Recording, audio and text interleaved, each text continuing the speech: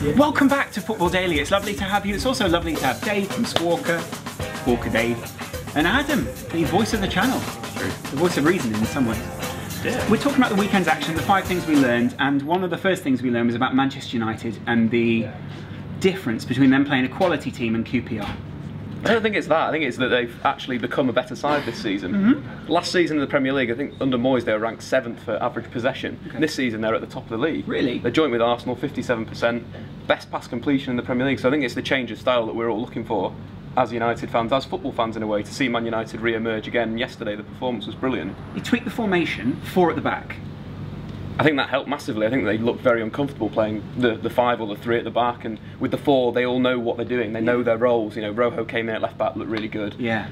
Blackett has been one of the best players this season, and everyone's attacking Man United for not bringing youth through. We've brought future England centre half through potentially. Yeah. Johnny Evans looked good again, and then Raphael came back, looked a bit shaky at the start, but then came into the game and he looked decent. It's incredible the difference in the look of the players. The Manchester United look like a reinvigorated side. They've got what look like superstar players out on the pitch now. Di Maria, Falcao on the sidelines for most of the match. That's pretty incredible. I'd say so, yeah. I think with the signings that they've made, they've bought players that are very, very good at their positions. Daley Blind yesterday was absolutely brilliant. Tactically was absolutely awesome, covered when players pushed forward. He had the most touches on the ball in the game, completed the most passes on the pitch, 107 passes. He was very dominant. It was a very dominant display from a defensive midfielder. We haven't seen that at Man United for a long time. I think Di Maria was probably the best player on the park by a country mile for a lot of people. Obviously scored the first, made the second goal with bringing energy to the attack, attacking the fullback, giving the ball to Rooney to Herrera.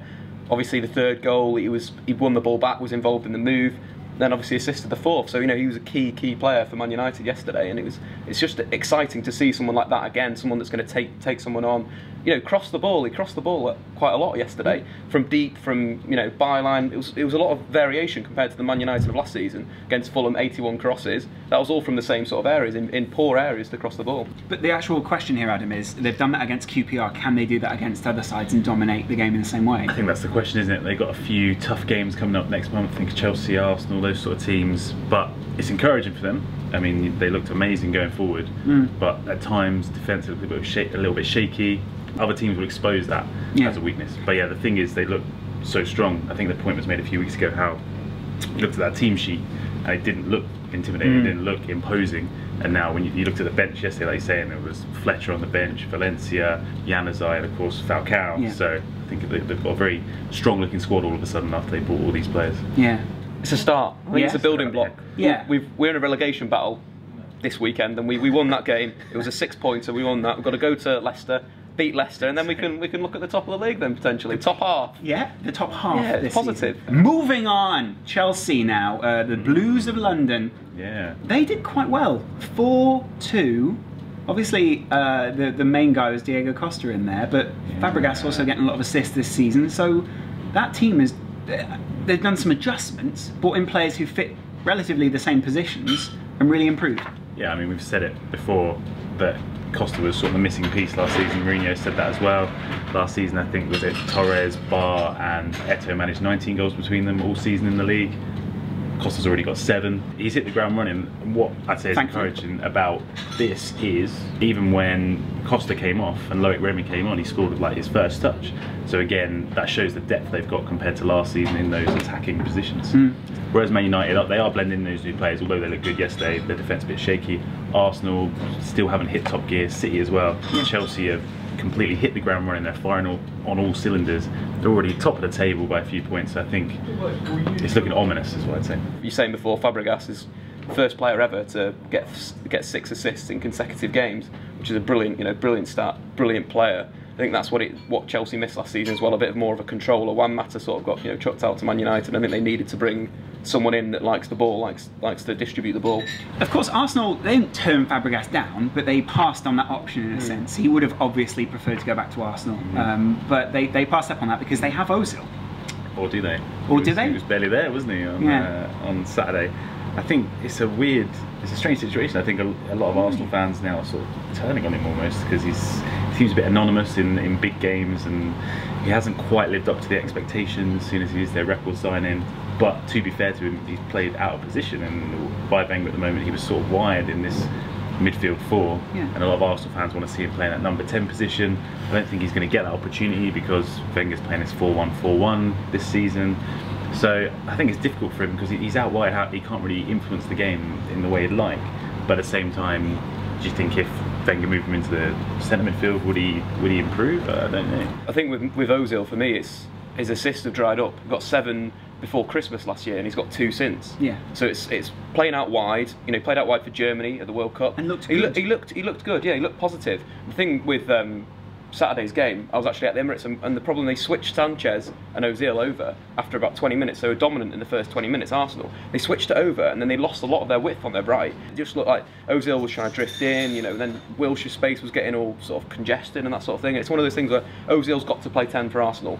Playing him wide, I'd rather see the Ox playing wide for Arsenal to give them that width on the right hand side or the left hand side with Sanchez. It's about maximising their effect on the pitch, isn't it? And maybe they haven't quite found that formation that fits just yet. Is it maybe that they've just not played teams where they can maximise his potential so far? There's other players who are better suited to the way that they need to play right now, and Ozil will come to the fore in another game against someone else. A lot of unrest in St James's Park. There's been that for a while. People sort of just managing to get through. Pardew just about holding on to that job with the 8-year, 9-year, 10-year contract that he's got there.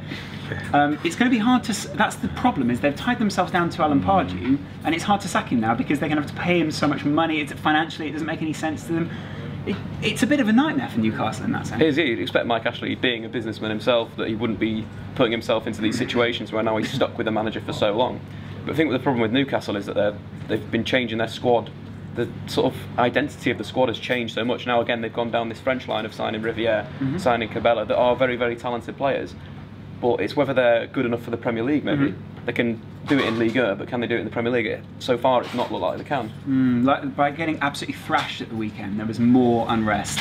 People not very happy. Although, I mean, Southampton are a pretty decent team this season. They probably would always play well against Newcastle. It's worrying in the sense that Newcastle don't seem to have a plan B. They don't even seem to have a plan A right now. But they don't seem to have much of a plan out there. Yeah, I mean, they were shocking on the weekend. I don't think Pardew's... I think he's gone as far as he can go, really. I think now that's it for him. You also wonder if it is time to change the manager, because the impetus that was with Alan Pardew seems to have gone. The belief in him that he'd had when he went away, looked at the German side, looked at what everyone did in Europe, he came back with his new plan, and now that plan seems slightly outdated, or maybe it's just had its day. They need someone with a different idea, or maybe an idea that fits Newcastle better. Yeah, I'd say it would suit both of them if they parted ways, but at the same time... It would definitely suit Alan Pardew. Who are Newcastle going to get in? Joe Kinnear. David Moyes could come in. Ooh. Tony Pulis. Tony Pulis is available. Oh, Tony Pulis would actually be great. Tim Sherwood's available. Tony Pulis would be great. Yeah, Pulis. Yeah. I think with Newcastle, their fans want to see performances at St James's Park, and that's what Pulis will bring. He'll make that an absolute fortress. I've got it. David Ginola as assistant manager. Then you've got someone who can take Tony Pulis' ideology and speak to the French players. And you've got a perfect mix. If Mike Ashley's watching, he should, Mike. you know, come on.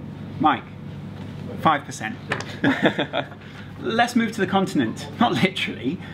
Madrid. What a city. But footballing wise, Atletico Madrid are very good. Yeah, and Real looked pretty good. It was a good match. In the derby, it looked good. Yeah, but Real Madrid got decimated. They look like they've got issues, don't they? I mean, we were sort of saying they're Di Maria's gone, Alonso's gone. They're lacking that balance. It just looks. It doesn't look good for them, is what I'd say. Yeah. I think the point was made that last season it would have been a disaster if Ramos hadn't have scored that last-minute header. It was this close to being a disaster. It sort of almost papered over the cracks in a way. And I think you look at their squad this season. Is it any better than last season? They spent a lot of money. They brought in Rodriguez. Arguably, Keylor Navas is a very good signing, but they're Cruz, yeah. But at the same time, it's the balance they've not got, isn't it? They weren't buying the players that they perhaps needed. They're very top-heavy. Yeah, exactly. They look amazing going forward. In the game against Madrid, they look very strong going forward. But they look susceptible at the back. I mean, is the problem Casillas, who's being whistled by the fans? Is the problem that Modric and Cruz in the middle there, they're not defensively minded? They need someone in there.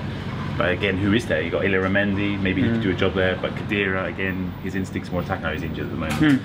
So I think there's going to be a problem there for Madrid this season, in that there is that lack of balance. You could say that they upgraded last year, getting Gareth Bale. They upgraded their right attacker, and you could say that they've now downgraded getting James Rodriguez. We've seen Di Maria in the Premier League now, and he's just kind of turned Man United around. Xabi Alonso, since moving to Bayern Munich, has been really good. You were probably right about Xabi Alonso, but he has put in 2 man-of-the-match performances for Bayern Munich. He has, yeah, but it was more suited to another club, let's say, like a Man United or an Arsenal. They would have loved it. But, but he's been really, really good. Like you say, Xabi Alonso, man of the match.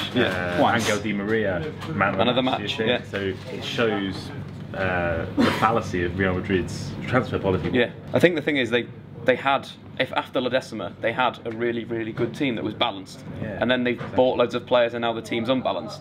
It's really strange. They just want to blow teams away. Like, they don't care if they're unbalanced. They just want to just keep going forward. I think it's more than that. It's the president is the issue here. Yeah. You know, Ancelotti's got the players playing a very, very, very nice system last season.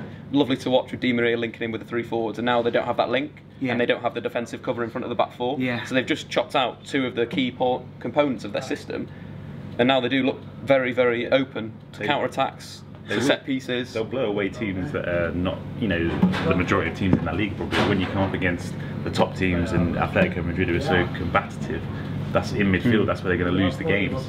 So I think for the Champions League, it doesn't bode well for their, retaining the title. But I think in January they're going to have to bring someone in that position. And someone in centre back. So that's the oversight.